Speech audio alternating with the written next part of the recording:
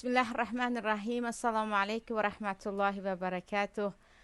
خواهران عزیز، عزیزان هموطنی که بنده را میبینید، امروز خواستم همراه شما درباره یکی از مسئله های داغ دیگری جامعه تاجیکی همون صحبت داشته باشم.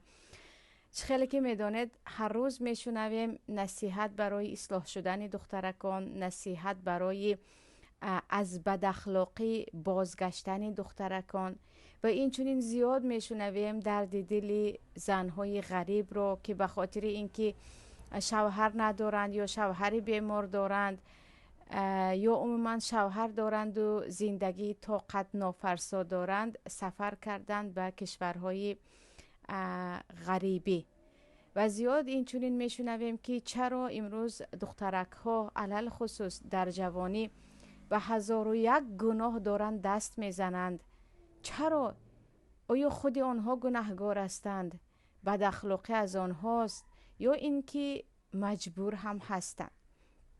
اینجا عزیزان زیادی خواهرانی که تنها هجرت کردند به روسیه یا به دیگر کشورها و زیادی خواهرانی که خیلی دارند مشقت و اذیت میکشند، وقتی پرسیده می شود میگویند مجبور هستم، من مادر هستم، من مجبور هستم که فرزندان خود را خورانم.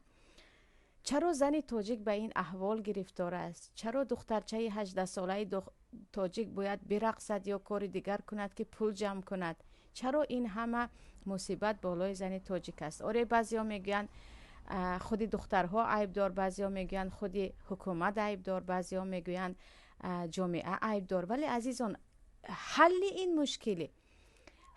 این مشکلی برگشتن به شریعت الله می باشد.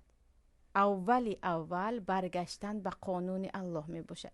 برای اون که پروردگار مهربان با آن لطف و کرمی که به بنده هایش دارد و این چونین به زنها دارد، ببینید که پروردگار برای حمایت کردن حقوق یک زن مسلمان اولا برای او زیمه مالی جدا کرده است. زیمه مالی یعنی برای یک زن مسلمان از یک چند جهت پول جدا کرده است.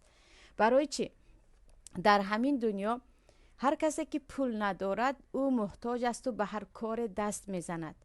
انسانی بی پول دیگر نه روانی آرام دارد، نه زندگی آرام دارد و علل خصوص مادر باشد، علل خصوص کودک داشته باشد.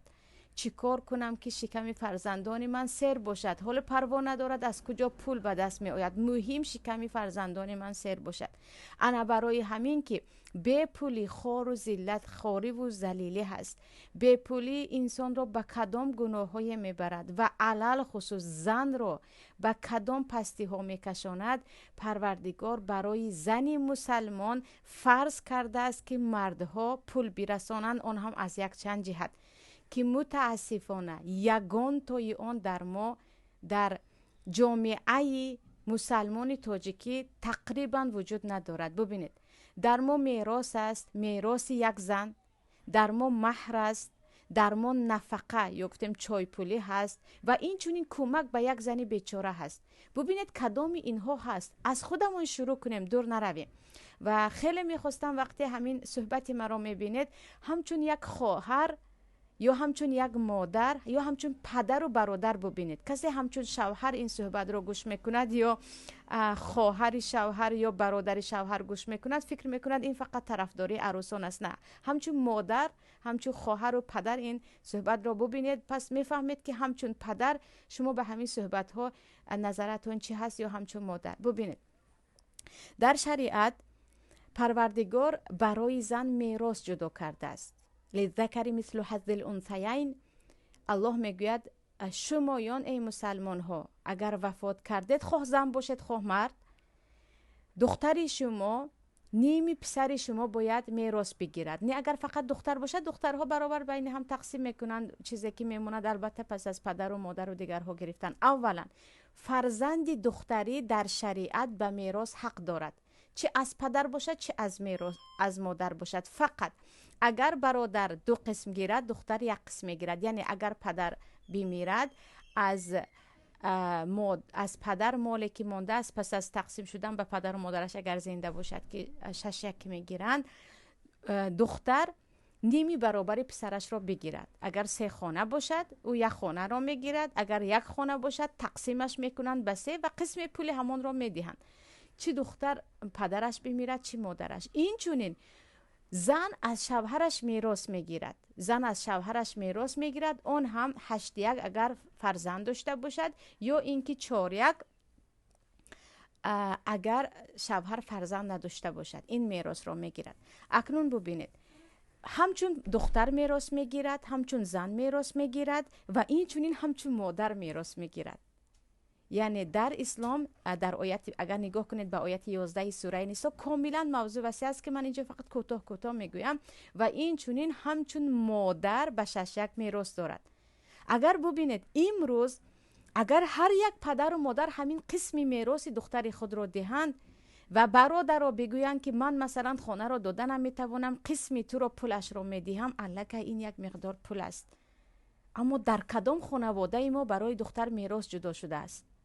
در کدام خانواده برای دختر میراث جدا شده است؟ میراث گویا که وجود ندارد برای زن. زن حق میراث را ندارد در ما، نه از شوهرش، نه از پسر و دخترش، نه از پدر و مادرش. این یک، یعنی مسئله میراث الکه یک مقدار پولی هست برای زن که این رو ما هیچ نمیدهیم و به گردن هم نمیگیریم. مسئله دوم مسئله مهر است.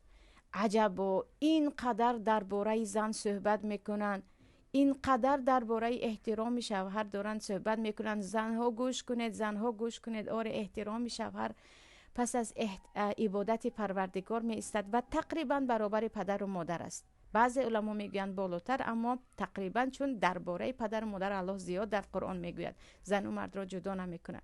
لیکن درباره مهر آیا شنیده ایم که کسی گفته باشد ای مردها، حداقل همون مهری که پیامبر با آن زهد، با آن فقری که برای خود اختیار کرده بودند به زنشان داده بودند، که مقدار مهر پیامبر صلی الله علیه و سلم به زنهایشان 1.5 کیلوگرم، یعنی تقریبا 1480 چند باشد، 1.5 کیلوگرم نقره بود. شما حداقل همون میراث مهر پیامبر را دهید. حداقل مثل پیامبر مهر دهید را آیا میشنویم؟ بهترین زن این است که مهرش را ببخشد، بهترین زن این است که اما پیامبر به همه زنهایشان مهر داده بودند. همه دختران پیامبر هم مهر گرفته بودند. اینجا عزیزان ببینید، یک زن که مهر اساسا باید روزی توی داده شود بعد از نکاح، مگر اینکه شوهر بگوید کمی بعداً میدهم و با شاهدها، که یک زن اگر همان گونه که مهرش را الله جدا کرده است مهر خودش را بگیرد وابسته به شرایط شوهری خود، از اول زندگی الکه یک مقدار پول دارد و الله میگه و اتو النساء صدقاتهن نحله، به خوبی، به خرسندی، فرضی که بالای گردنتان هست آن مهر زنهایتان را بدهید. ببینید امروز زنهایی که طلاق گرفتن نه مهر دارند و نه میراث و به چه حالتها گرفتار می شود. یعنی مهر تقریبا وجود ندارد، تقریبا وجود ندارد. با دوسته هدیه های عروسی که میگن این مهر است، مهر که این دیگر چیز است و هدیه ای تویانه است. مهر مقدار پولی هست که به دست زن میدهی. پیامبر پول داده بودند در آن وقت. پول همچون تنگه های نقره و طلا بود که پیامبر از نقره داده بودند به دست همسران خود. بعد از دادن مهر یگان کس حق ندارد زن را بپرسد که چیکار کردی، چون وی مال شخصی خودش هست. عجبا در اسلام نگاه کنید، در این مسئله شوهر حق دارد به زنش بگوید به اینجا نرو، به آنجا بره، فقط در مسئله صله رحم نمیتواند دخالت کند. شوهر حق دارد بگوید اینجا خانه من است، نمیخوام فلان مهمان ها بیاید، اما شوهر حق ندارد بگوید مهرت را به اینجا صرف کن، به آنجا صرف کن، چون وی مال شخصی زن است، به اون کسی کاردار نباید شود. پس مسئله دویمه که در ما زنهای تاجیک نیست، این مهر است که باید در اسلام داده شود. آن هم یک مقداری کم نه، یک مقداری که زن حتی یک به شوهرمان 1 سال و 2 سال میتواند خودش را، زندگیش را پیش برد، که این گونه باید مهر باشد، این گونه باید. آره بعضی دولت ها از حد زیاد کردن، اما دولت ما رو میبینید که کاملا گم کردن که به چه حال رسیده. مسئله دوم، مسئله که سبحان الله درباره‌اش انسان صحبت میکند و در حیرت میماند که چرا به این آیت ها نگاه نمیکنیم. الله میگوید وللمطلقات متاع بالمعروف حقا علی المتقین.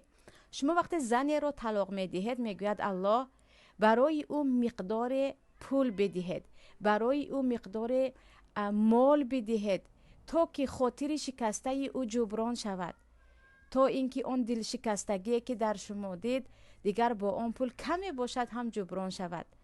و ابن کثیر هم در زیر همین آیت می آیند که وقتی حسن ابن علی زنی خود را طلاق داده بودند 10,000 تنگه طلا، 10,000 دانه تنگه طلا داده بودند که من تو را طلاق دادم و خاطرت شکسته نشود.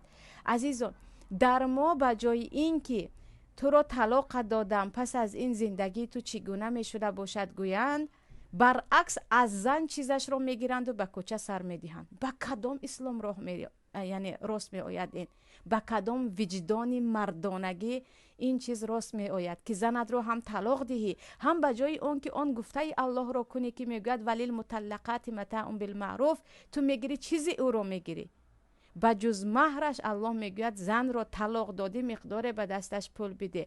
و این چونین در سوره طلاق آمده است که اگر زنت حامله باشد تا تولد کردنش تو باید به اون نفقه کنی.